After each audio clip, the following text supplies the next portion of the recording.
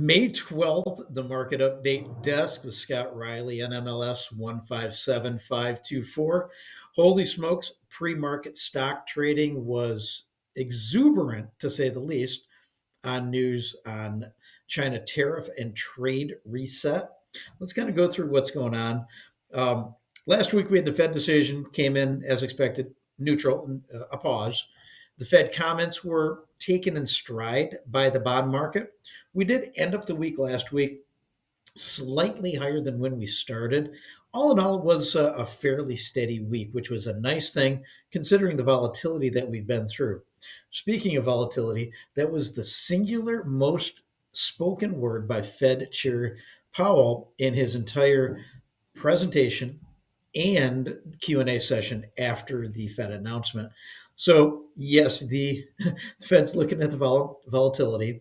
What was interesting is they did mention that they're looking at this employment component of uh, employment strength in regards to what they want to do with the Fed funds rate. We've ticked up to 4.2%.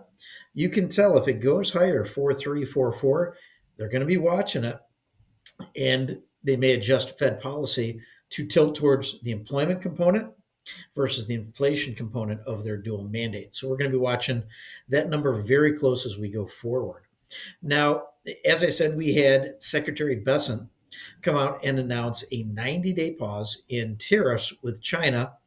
And it looks like there could be a deal struck. They're going to get together, it looks like in another couple of weeks, try to forge through not just the tariff, but the non-tariff trade policies that China has. In other words, moving materials through other countries to avoid the tariff structure that they would normally have.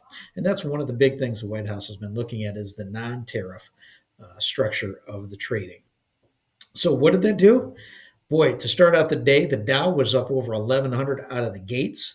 Bonds, the yield ticked up, closer to 4.4. That was not our friend when it comes to mortgage rates.